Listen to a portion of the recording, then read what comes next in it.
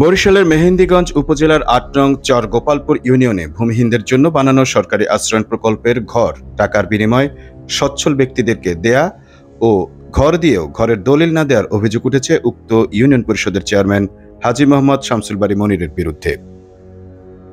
মেহেন্দিগঞ্জ উপজেলার চর গোপালপুর ইউনিয়নের মুজিববর্ষ আশ্রয়ণ ৯ নং ওয়ার্ড পূর্ব কাজিরচর গ্রামটি তেঁতুলিয়া নদীর ভাঙনের কারণে বিলীন হয়ে যায়। এরপর আবার জেগে ওঠে।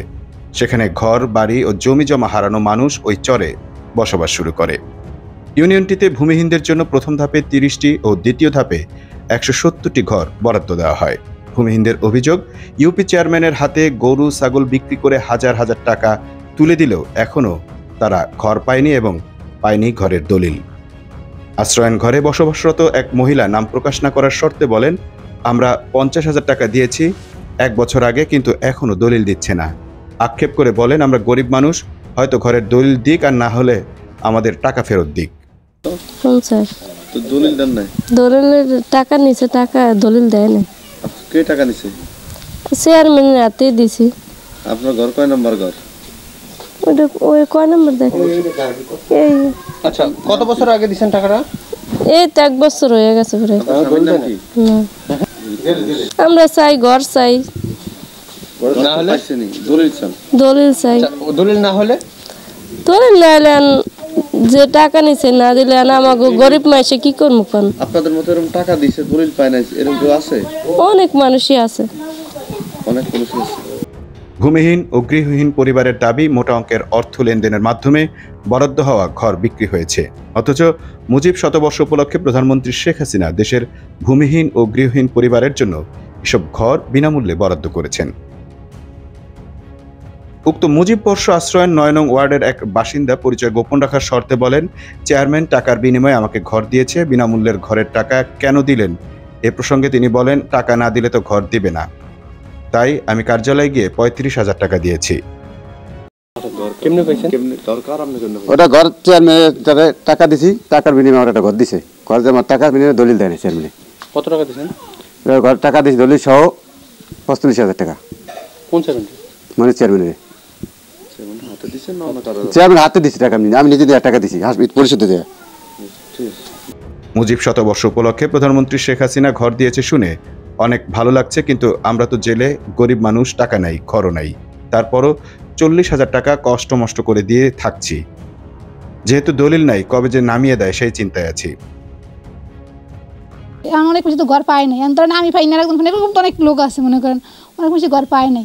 কিন্তু আমরা ধরেন একটা ঘরে বই আসি, কইছি যে না এই ঘরটা মনে করেন আবার দিব, মানে কবে দিব কোনো শিওর না, তুমি থাকতে আসি যার দলিল আছে সে তো এমন ঘর তো নামাইতে চাচ্ছে আমাকে তো টাকাও নাই, ঘরও নাই, এই মনে করেন আমাকে তো মনে করেন গরিব মানুষ জাল টাল পাইয়া খায় মনে করেন, তোমার কোনো কুড়ি রইল না। স্যার কত টাকা দিচ্ছেন আপনারা?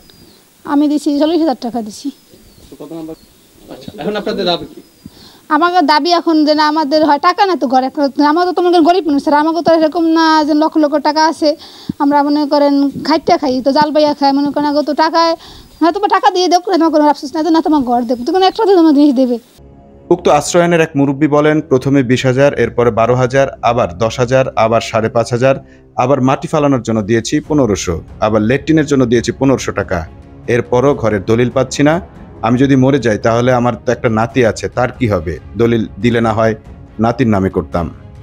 এক জায়গায় দিয়েছি ৫,৫০০, মাটি ভরতে দিয়েছি ১,৫০০, এই আবার লেফটিন গাড়িতে দিয়েছি ১,৫০০। কত হয়েছে হিসাব করে দেয়। সরকারি ঘর টাকা দিলেন কেন? আমাকে তো নিচে আনা থাকবো না, টাকা না দিলে ঘর দেয় না, টাকা না দিলে ঘর দেবে না। কারণ আমার তো একটা নাতি আছে, না বললো পালিয়ে আলিছি ওর মতো, তোমার মাকে আছে মারা, এখন রাখছি সেইটা লেগিয়া, এখন আমার দলিল নিলে আবার ওর ইস্টামে দিয়ে দিতাম, এখন আমার দলিল দেন আর ইস্টামে দিতে যদি আমি মরিয়া দিতে আমার নাতিটা তো বনবনি থাকবে। আমি রাখছি ঘর, কারণ ঘর আমার তো ঘর দিতে হবে। প্রথম ২০,০০০, হেয়ারবার ১২,০০০, হেয়ারবার দিছি ১০,০০০, ৪২,০০০, হেয়ারবার দিছি ওই ৫,৫০০, ৪৭,৫০০, হেয়ারবার দিছি এই বালি আলি সেটি দিছি ১,৫০০, এই এনতন ঘরের মধ্যে হেয়ারবার আবার ওই লেফটিন গাড়িতে ১,৫০০। সত্যি কথা কইতে গেলে তো ভাত নাই, এমন কথা বলে আরেকজন মহিলা বলেন, ৩ ধাপে ৪৫,০০০ টাকা দিয়েও ঘর পাচ্ছি না। টিউবওয়েল, লেট্রিন, মাটি ফালানো ইত্যাদি বাবদও অনেক টাকা দিয়েছি, এমন অভিযোগ মুজিববর্ষ আশ্রয়ণ ৯ নং ওয়ার্ড পূর্ব কাজিরচর একাধিক মানুষের। নাম পরিচয় কেন বলতে চাচ্ছেন না জানতে চাইলে বলেন, পরে যদি চেয়ারম্যান এসে আমাকে ক্ষতি করে তাই। এই যে সত্যি কথা কইতে গেলে সত্যি কথার ভাত আছে, কি অসুবিধা করবো? সত্যি কথা তোর ভাত নাই। আপনার টাকা দিচ্ছেন না? দিছি, তাহলে সমস্যা কি? আমি তো ঘর দিতে আসেন না। কয় টাকা দিচ্ছেন? টাকা প্রথম দিছি 20,000, হেয়ার ভার দিছি 15,000, হেয়ার ভার দিছি 10,000, এতে মোট 40,000 টাকা দিছি ঘরই। লেট্রিন ভরা লেগে দিছি 1,500।